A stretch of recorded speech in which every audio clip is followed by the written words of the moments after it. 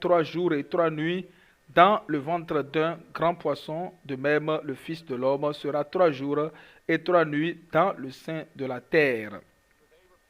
Les hommes de Ninive se leveront au jour du jugement avec cette génération et la condamneront parce qu'ils se repentirent à la prédication de Jonas. Et voici, il y eut ici plus que Jonas. La reine de Midi se lèvera au jour du jugement avec cette génération et la condamnera parce qu'elle vint des extrémités de la terre pour entendre la sagesse de Salomon. Et voici, il y a ici plus que Salomon. Lorsque l'esprit impur est sorti d'un homme, il va par des lieux arides, cherchant du repos, et il n'en trouve point. Alors il dit, je retournerai dans ma maison d'où je suis sorti, et quand il arrive, il la trouve vide, balayée et ornée. Il s'en va et il prend avec lui 7 autres esprits, plus méchants que lui. Il entre dans la maison, s'y établissent, et la dernière condition de cet homme est pire que la première. Il en sera de même pour cette génération méchante. Prions. Notre Père, nous prions que tu fasses briller la lumière de ta parole divine pour que nous soyons illuminés et que nous puissions être comme illuminés comme toi et que nous puissions faire des choses qui sont en lien avec la foi, la justice et la repentance, en te glorifiant. Nous avons demandé toutes ces choses au nom de Jésus. Amen. Il y a 2 pièges dans lesquels l'on peut tomber. D'abord, comment l'on se sent, la position de l'homme devant Dieu. Et là, également, le deuxième piège, c'est le manque d'assurance et de présomption. Et souvent, cela peut avoir trait à l'idée de l'hypocrisie. L'hypocrisie, c'est un mot que vous allez écouter plusieurs fois, surtout en relation avec l'Église. Il y a des gens qui disent que je ne veux pas aller à l'Église parce que l'Église est pleine d'hypocrites. Parce que cela peut être vrai, mais ce que les gens comprennent de l'hypocrisie, c'est que, surtout avec les Écritures, le sens de cela, c'est que l'idée d'hypocrisie peut amener les chrétiens à lutter avec l'assurance. Aucun chrétien ne mène la vie sans péché. Mais souvent, quand les gens utilisent ce mot hypocrisie, ils se disent, ah, lui aussi il pêche, alors il est hypocrite, moi je ne peux pas le suivre pour aller dans son église.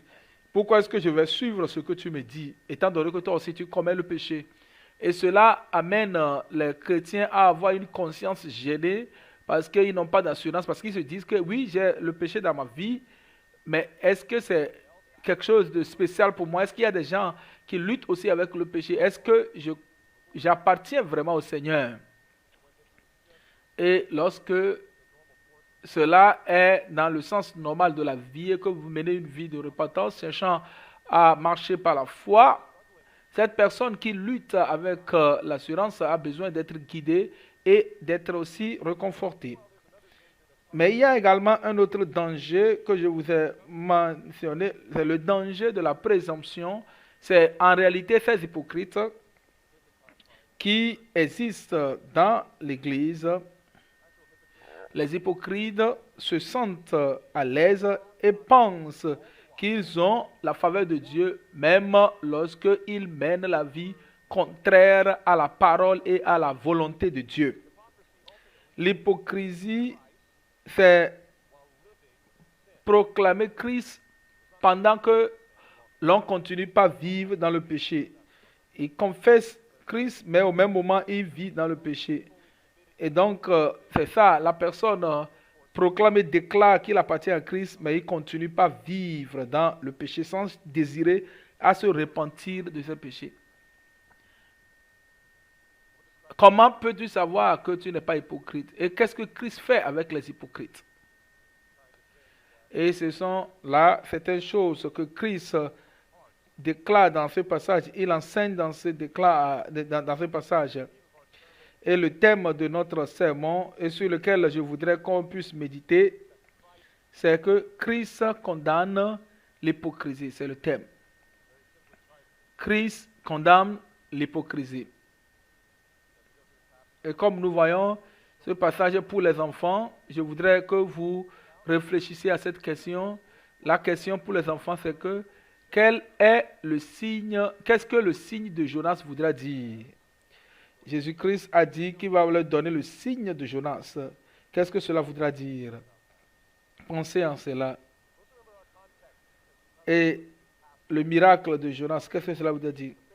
Christ était en train de discuter avec les pharisiens. Il était arrivé à un point où les pharisiens ont blasphémé le Saint-Esprit. Et ils ont dit que l'œuvre que Jésus accomplissait, il chassait les démons parce que ils ont dit que c'est parce que lui-même, il avait reçu son pouvoir de Satan. Et Christ a démontré l'erreur de cela. Il a montré que cela témoigne grandement le cœur endurci des pharisiens. Et il a continué dans ce passage. L'approche des pharisiens a changé. Ils ont changé un peu leur approche. Ils l'ont éprouvé en lui posant la question d'accomplir un signe, un miracle. Nous avons vu cela dans le verset 38. Alors quelques-uns des scribes et des pharisiens prirent la parole et dirent, Maître, nous voudrons voir faire un miracle, le miracle ou le signe. Les leaders posaient une question à Jésus de leur donner un miracle, un signe, une évidence surnaturelle pour montrer que ce que Christ déclarait est vrai. L'implication, c'est que aussi longtemps que tu fais le miracle pour nous, nous allons croire en toi, nous allons te suivre et nous allons faire ce que tu nous dis de faire. Si tu peux faire le miracle pour nous. Bien sûr, c'est un grand problème avec des pharisiens. Christ a fait beaucoup de miracles. Il a déjà accompli des miracles. Mais qu'est-ce qu'il voulait chercher réellement? Qu'est-ce qu'il recherchait réellement? S'il voulait, ils ont voulu qu'il chasse les démons. Il a chassé les démons. C'est vrai. Après tout, ils ont dit que c'est Satan qui cache les démons, qui chasse les démons. Mais il a dit que il faut qu'il y a la voix même qui s'est fait entendre du ciel pour dire que voici mon fils bien-aimé. Ils ont voulu voir que les maladies de toutes sortes soient guéries. Et ils ont vu cela. Quelles que soient les infirmités, ils ont vu les aveugles voir, les sourds entendre et les paralytiques marcher. Ils ont même vu quelqu'un qui est mort, ressuscité. Ils ont vu cela dans ce livre de l'évangile de Matthieu. Mais les pharisiens ont dit, il faut nous montrer, il faut nous faire un signe. Et alors, nous voudrions te voir faire un miracle. Alors, nous allons te suivre. Ça veut dire que même s'ils faisaient un miracle, ils ne vont pas croire. Et Jésus-Christ, dans sa réponse, il dit dans le verset 39 au verset 41, il leur répondit, une génération méchante et adultère demande un miracle. Il ne lui sera donné aucun miracle que celui du prophète Jonas.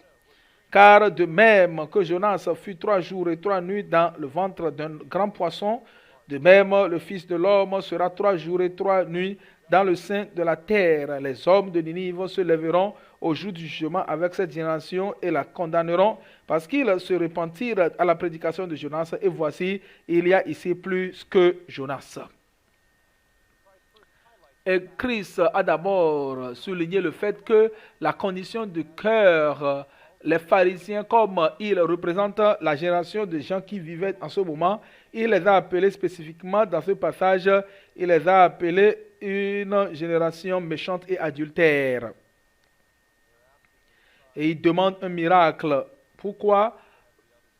Parce qu'ils ont vu d'autres miracles, mais ils n'ont pas cru.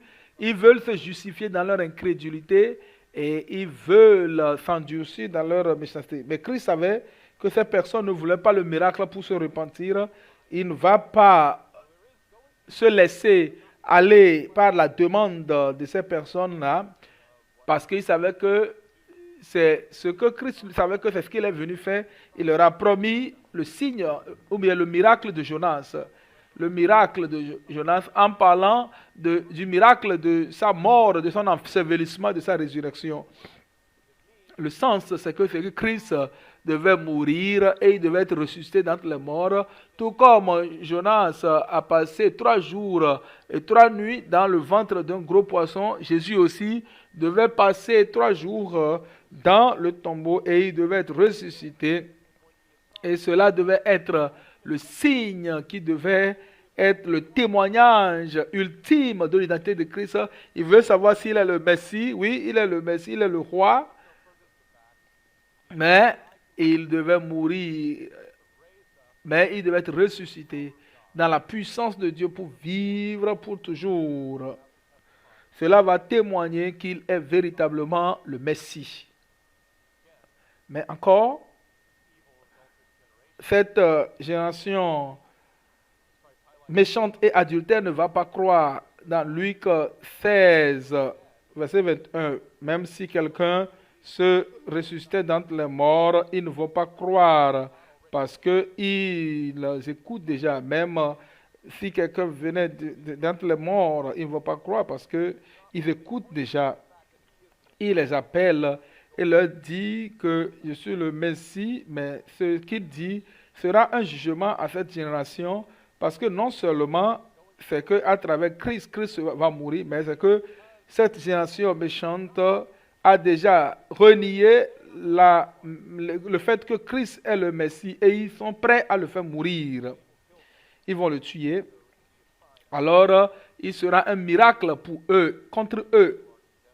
Et ils sont alors condamnés dans leur incrédulité. Il les a contrariés avec les habitants de Ninive parce qu'ils ont dit, Jonas, nous ne voulons pas savoir quelque chose, mais le peuple en ce jour-là, eux, par rapport à leur état spirituel, Ninive, en ce moment, c'était une des grandes nations de l'Empire. En ce moment, ils connaissaient leur méchanceté, ils ont accepté, malgré le fait qu'ils étaient des gens adonnés à l'idolâtrie, à l'immoralité, à la méchanceté, mais ils étaient dignes de recevoir le jugement de Dieu. Mais Dieu a envoyé Jonas de leur dire qu'après 40 jours, Ninive sera détruite. Et il a prêché. Et quand il a prêché, Ninive, en ce moment, avec cette prédication, a accepté et s'est repenti de ses péchés. Et il s'est repenti de sa méchanceté, s'est humilié devant Dieu et a reçu la miséricorde de Dieu. Dieu leur a fait miséricorde. Et Israël est dans le même état. Ils se sont détournés de Dieu. Et Dieu leur envoie un message, il leur envoie sa parole. Et plus que cela, pour cette génération spéciale, il leur envoie le précurseur Jean-Baptiste pour leur préparer le chemin de Jésus-Christ. Jésus-Christ est au milieu d'eux et il est en train de faire le ministère dans la ville. Mais ils ne vont pas se repentir.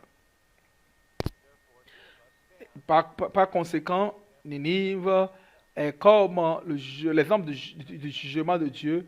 Et c'est l'objectif du livre de Jonas. Quand Ninive s'est repenti à travers la prédication de Jonas, mais Israël a refusé de se repentir dans cette génération malgré tout ce que Jésus a fait. Ninive est l'exemple de la condamnation que Christ fait de l'hypocrisie de ceux qui prétendent suivre Dieu et qui ils disent qu'ils sont mis à part. Mais au même moment, ils ne sont pas en train de faire ce que Dieu fait. Ils ne suivent pas ce que Dieu demande. Et il dit dans le verset 42, la reine du Midi se lèvera au jour du jugement avec cette génération et la condamnera parce qu'elle vint des extrémités de la terre pour entendre la sagesse de Salomon. Et voici, il y a ici plus que Salomon. Donc, il se réfère à l'histoire que nous lisons dans 1 Samuel chapitre 10. Le roi de Sheba était venu écouter Salomon. Quand elle est venue, elle a vu ce qu'elle a vu. Elle a dit ce qu'elle a vu, ce qu'elle a entendu dans ce royaume. Et tout ce qui concerne sa sagesse ne peut pas être mesuré à ce qu'elle voit. Elle est venue pour écouter Salomon, pour exalter sa louange et sa grandeur. Elle était païenne, elle n'avait pas accès à l'évangile ou bien à l'adoration de Dieu, mais elle est venue, elle a reconnu l'œuvre de Dieu, elle s'est réjouie en cette œuvre de Dieu.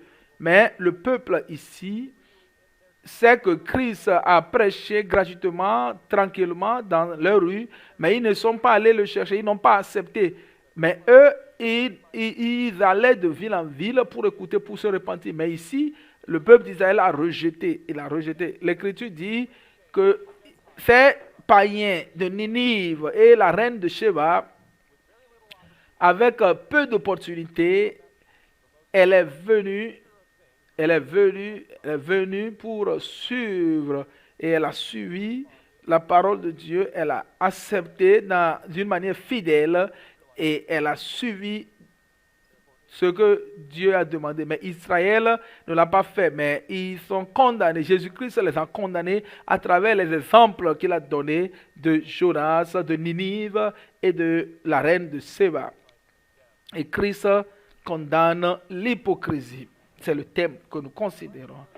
Et Christ continue en parlant de cela dans le verset 43. Il donne la parabole qui peut être difficile à comprendre, mais par la grâce de Dieu, nous allons avoir le contexte de ce qui se passe ici, nous allons comprendre. Verset 42, verset 43 au verset 47. Lorsque l'esprit impur est sorti d'un homme, il va par des lieux arides cherchant du repos et il n'en trouve point. Alors il dit, je retournerai dans ma maison d'où je suis sorti, et quand il arrive, il la trouve vide, balayée, ornée. Il s'en va et il prend avec lui 7 autres esprits plus méchants que lui. Ils entrent dans la maison, s'y établissent, et la dernière condition de cet homme est pire que la première. Il en sera de même pour cette génération méchante. Vous voyez ce qui s'est déjà fait, ce qui s'est déjà dit. Christ s'adresse à cette génération perverse et il l'applique dans ce contexte. Il dit à cette génération avec cette idée dans cette parabole qui dit que quand vous retournez au péché, au moment où l'homme a été délivré, l'homme a été appelé à servir Dieu, il dit que si quelqu'un se détourne, c'est pire que de n'avoir jamais été repenti et de n'avoir jamais accepté à marcher dans la sainteté. Et cette idée nous a été rendue plus claire dans 2 Pierre chapitre 2. Il y a d'autres passages également. 2 Pierre chapitre 2, verset 20 au verset 22. Verset 20 au verset 22, l'apôtre dit, en effet, si après s'être retiré des souillures du monde, par la connaissance du Seigneur et Sauveur Jésus-Christ, ils s'y engagent de nouveau et sont vaincus, leur dernière condition est pire que la première, car mieux valait pour eux n'avoir pas connu la voie de la justice que de se détourner après l'avoir connu du saint commandement qui leur avait été donné. Il leur est arrivé ce que dit un proverbe vrai, le chien est retourné à ce qu'il avait vomi et la true lavée s'est vautrée dans le bourbier. Et donc l'idée principale ici, c'est que il appartient et ils appartenaient à Christ, ils ont accepté, mais ils sont retournés dans le péché et alors c'est dangereux. Israël a été mis à part pour être le peuple de Dieu, pour adorer Dieu, pour le servir, pour lui obéir. Nous voyons dans l'histoire les difficultés qu'ils avaient avec les générations passées. Ils ont été identifiés comme des gens rebelles. Les générations, ils se sont identifiés comme Psaume 95 parle de la méchanceté. Il a dit à Moïse, il a dit aux enfants d'Israël, vous n'allez pas aller dans la terre promise parce que il y a des gens qui ont rejeté Dieu et qui ont rejeté son appel. Mais aussi la génération qui est allée en exil. Dieu a amené toute la punition de la désobéissance. Mais dans les deux cas, que les générations ont été punies, ceux qui étaient là ont été restaurés. Il y avait le pardon, il y avait la restauration pour que les gens puissent. Une génération a péri dans le désert, mais une autre génération a continué et allé dans la terre promise. Ils ont marché dans la justice. De la même manière, une autre génération a été en exil, a été pris à Babylone pendant 70 ans Et il y a une autre génération qui est ramenée pour servir Dieu dans la justice et dans la sainteté. Et Dieu les a restaurés de leur péché. Mais les voici encore, ils se rebellent contre Dieu. Et cette fois-ci, c'est pire. Et l'image qu'on voit, c'est qu'il y avait un démon, mais cette fois-ci, dans la parabole, c'est 7 démons. Il y a des gens qui rejettent aujourd'hui le ministère des prophètes. Ils rejettent le ministère de Dieu qui les appelle au salut. Ils blasphèment le Saint-Esprit. Ça, c'est la génération adultère et méchante. Et Christ est en train de dire que leur condition est pire. C'est pourquoi le ministère de Jean et de Jésus s'est focalisé sur cette idée de la repentance. Le ministère de Christ parle de Christ. Israël n'était pas en train de suivre Dieu avec les idées. Il ne savait pas ce que le Messie est venu dire. Ils étaient perdus plus que jamais. Et Christ qui est venu pour être leur solution, comme Jonas qui était allé pour dire à Ninive de se repentir. Jésus-Christ aussi était venu pour dire de se repentir. Il leur a dit de venir, mais ils ne sont pas allés. Ils ne sont pas allés. Et Dieu a détruit Jérusalem, la nation d'Israël, avec le temps. Et Christ a condamné l'hypocrisie.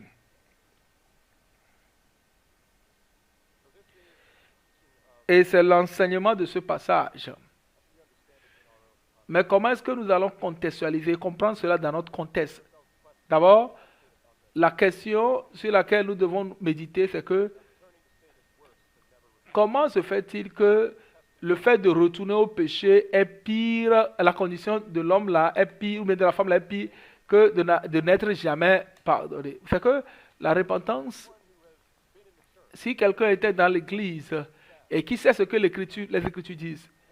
Peut-être même qu'il était ouvrier d'une manière et avec les Écritures, mais il s'en va et il retourne à la vie de péché. Ça veut dire que lui-même, il est en train de se lever contre l'évangile. Il a dit, j'ai écouté déjà avant, j'ai essayé, cela n'a pas marché pour moi, ça ce n'est pas pour moi. L'église n'est pas pour moi, la vérité n'est pas pour moi. Quand la vérité est prêchée à cette personne, il n'y a pas d'effet. Parce qu'il dit qu'elle a déjà écouté.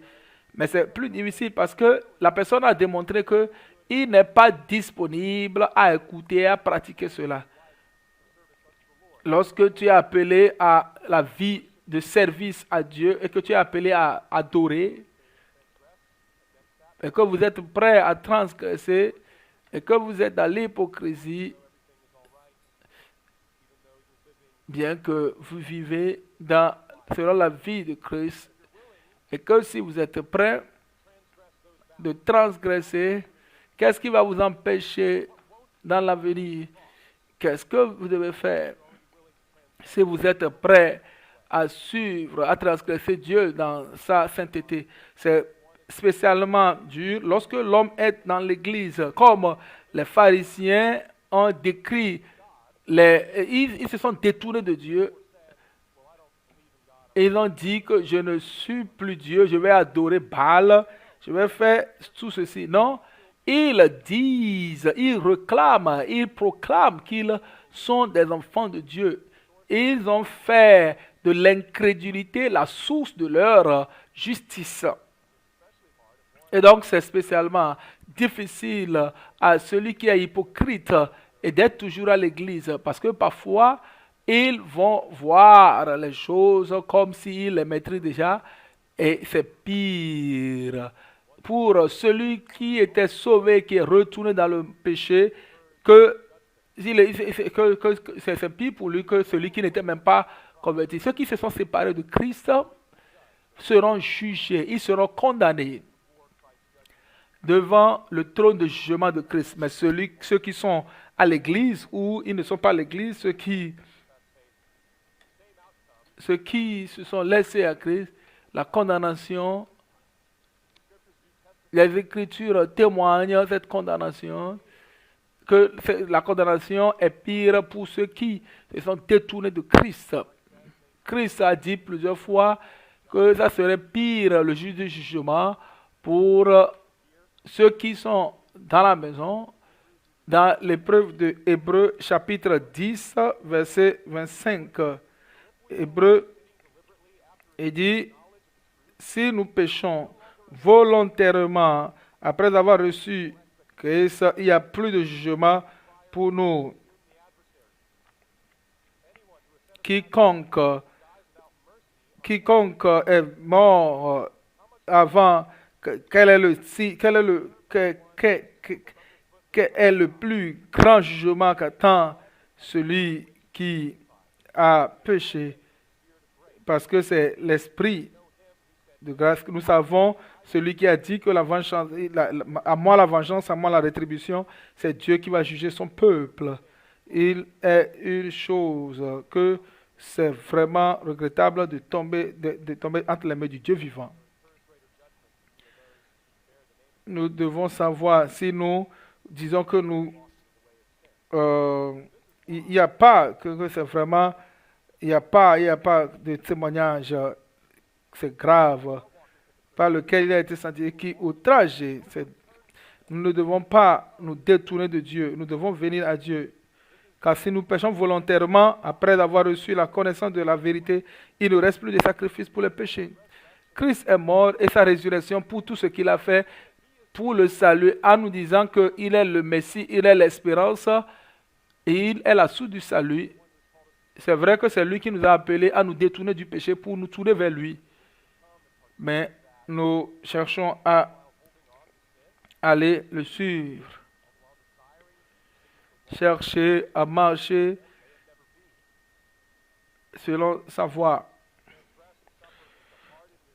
La transgression, quand quelqu'un transgresse et rejette, il y a des gens qui sont condamnés à prendre, parce qu'ils ont pris le repas du Seigneur d'une manière indigne. 2 Corinthiens chapitre 11.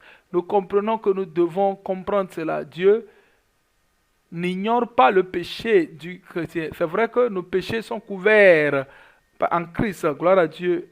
Mais le péché n'est pas une chose simple. Dieu a payé pour cela. Oui, ben, nous devons comprendre.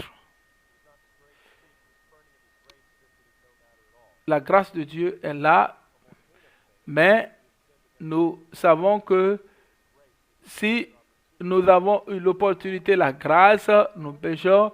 Si nous avons ces choses qui nous amènent à la justice, si nous avons connu toutes ces choses et que nous continuons dans le péché, c'est que notre péché est pire que ceux qui n'ont pas cru. Même surtout, si nous persévérons dans le péché au lieu de nous repentir.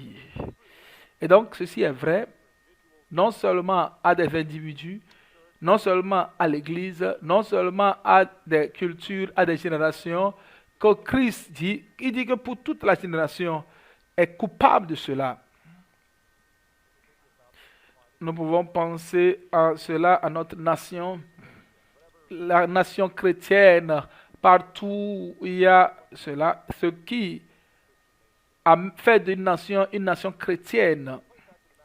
Ce qui est clair, c'est que la raison pour laquelle les gens sont venus pour établir la nation, la raison pour laquelle les gens ont quitté l'Église, c'est qu'ils ne voulaient pas être dans les chaînes de l'Église catholique romaine, mais ils voulaient avoir la liberté d'adorer. C'est pourquoi ils ont quitté l'Angleterre pour venir s'installer ici dans cette nation. Nous étions une nation chrétienne. Et comme notre histoire le dit, l'histoire de notre Église, de notre pays, mais aujourd'hui, personne ne peut le dire. Nous sommes détournés de Dieu. Notre culture ne considère plus rien comme saint parce que c'est difficile. Contre l'Évangile, nous ne voulons plus entendre parler de la sainteté.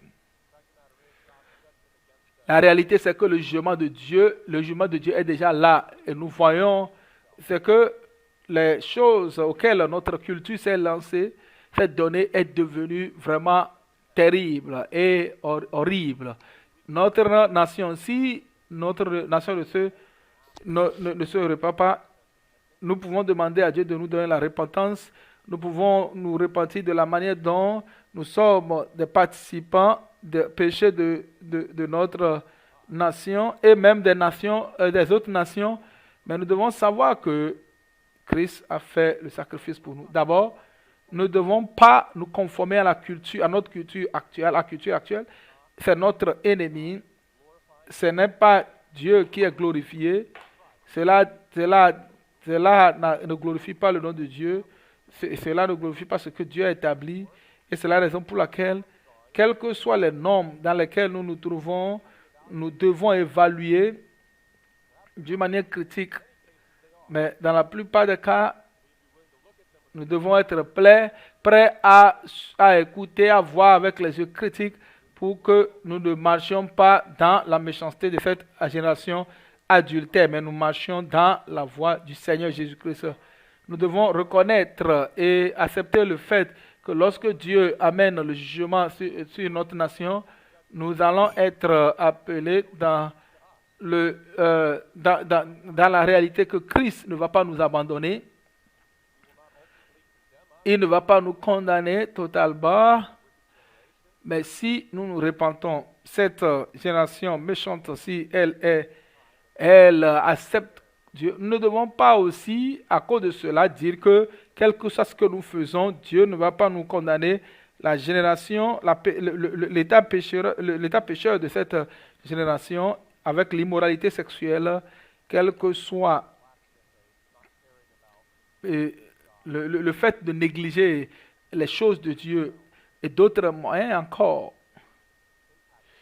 cela nous affecte et donc nous devons prendre soin de cela. Et donc c'est clair dans les cultures, dans les générations et même en ce qui nous concerne nous-mêmes. Vous devez vous assurer que vous ne vous êtes pas détourné de Christ. Vous pouvez être assis dans l'église, venir à l'église chaque jour, chaque semaine, mais votre cœur est endurci devant Dieu parce que votre cœur ne désire pas à servir et à adorer Dieu et vous cherchez à aller par vos propres convictions et votre propre chemin. Comment est-ce que vous pouvez être sûr?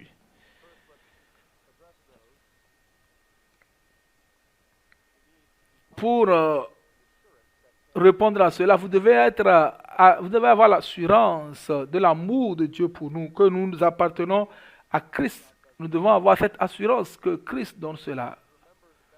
Nous nous rappelons les bénéfices que nous avons en tant que les gens de l'Alliance. Dieu ne nous a pas amenés dans l'Église.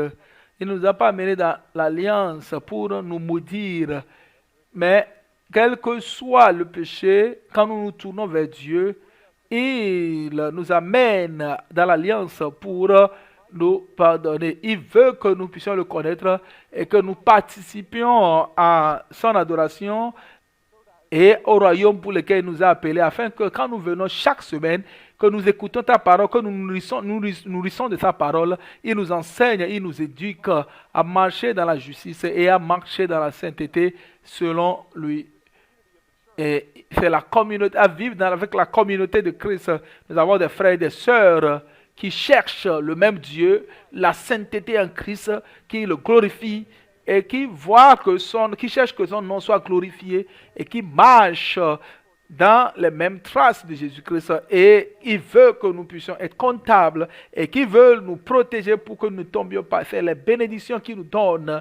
Et si vous êtes dans l'église, et comme je l'ai mentionné, que vous êtes pécheur et que vous menez votre vie, vous avez la foi, quand vous avez la foi que vous cherchez à vivre et à suivre Christ, à suivre ce qu'il fait, vous voulez confesser, vous demandez le pardon de Dieu, vous voulez marcher selon la voie de Christ. Et si c'est vous, vous devez avoir une assurance solide que vous appartenez à Christ, comme une évidence de l'œuvre du Saint-Esprit dans votre vie. Vous lui appartenez. Vous n'avez pas besoin de craindre. Si ce n'est pas vous,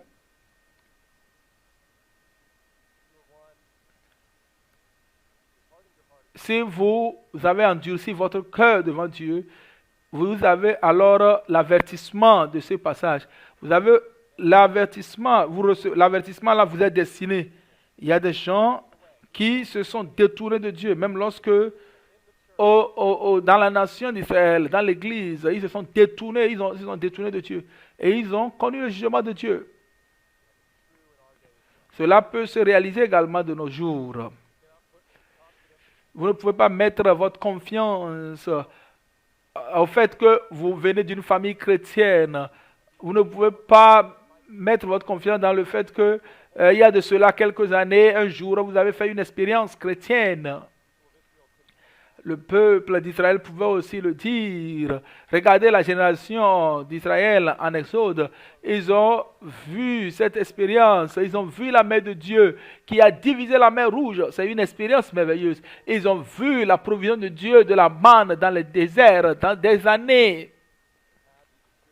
Ils ont eu cette expérience. Ils faisaient partie du peuple choisi de Dieu. Ils se sont détournés de Dieu. Et une grande majorité d'entre eux. Et cela ne nous rassure en rien que nous avons cette expérience et que nous sommes garantis. Non, nous devons nous expérimenter pour voir si nous avons le fruit de la justice en nous. Est-ce que nous obéissons toujours à Dieu? Est-ce que nous aimons Dieu? Est-ce que nous aimons le peuple de Dieu? Est-ce que nous aimons la parole de Dieu? Lorsque tu pêches, est-ce que tu viens à Dieu et que tu demandes pardon et tu cherches à marcher dans la sainteté? Si ces choses sont absentes de votre vie, vous n'allez pas avoir l'assurance. Vous aurez une grande crainte.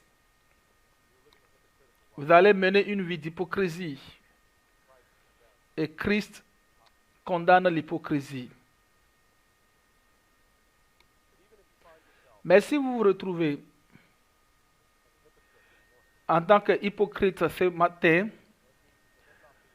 cela ne veut pas dire qu'il n'y a pas d'espérance pour toi. Même certains des pharisiens sont venus à Christ pour avoir le salut. Peut-être un des avertissements de Christ que nous avons aujourd'hui, c'est de se détourner du chemin de justice pour marcher sur le chemin de justice. Si vous prétendez devant Dieu aujourd'hui, si vous vous trouvez dans l'état pire que vous vous retrouviez, écoutez l'avertissement. Parce que c'est l'avertissement d'amour. Votre situation est mauvaise. La fin des hypocrites, c'est l'enfer. S'ils ne se repentent pas. Mais vous pouvez vous repentir maintenant. Vous pouvez vous repentir maintenant. Cherchez Dieu. Jésus-Christ est là. Il ouvre ses bras, il veut recevoir tout ce qui se donne à lui. Même si vous avez passé des années à fuir sa face, en marchant dans la dureté de cœur, il est là, il va vous donner l'abondance du pardon. Il faut avoir de l'aide, les choses que vous avez essayées qui n'ont pas marché, il faut vous laisser à Dieu maintenant. Il ne faut pas endurcir votre cœur. Cherchez Dieu pour avoir de l'aide. Cherchez les anciens, cherchez les gens qui vont vous aider sur le chemin de la repentance. Cherchez de l'aide. La bonne nouvelle, c'est que Jésus sauve. Que nous tous, nous le connaissions comme un sauveur au lieu de le connaître comme un juge. Même lorsqu'il nous déclare les paroles dures, que nous puissions craindre et que nous puissions nous repentir, connaître sa bonté et connaître aussi ses bienfaits. Et quiconque l'invoque, invoquons le nom du Seigneur aujourd'hui et que nous persévérions en menant la vie de foi et par la grâce et dans le Saint-Esprit. Nous allons prier maintenant.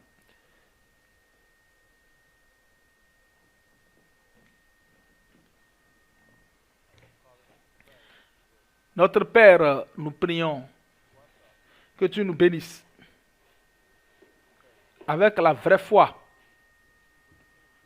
et que tu renouvelles chacun de nous, les hommes, les femmes, les enfants, par ton Esprit Saint. Nous prions que tu nous donnes la vraie foi à marcher dans tes voies. Et lorsque nous péchons, que nous soyons prêts à revenir à toi à travers la repentance. Seigneur, s'il y a des gens ici qui marchent dans l'hypocrisie. Nous prions que tu les confrontes, que tu les amènes à se rendre compte, à se mettre à genoux devant toi, à s'humilier devant toi et à chercher ta miséricorde pour le pardon. Nous prions que tu nous accordes cela au nom de Jésus.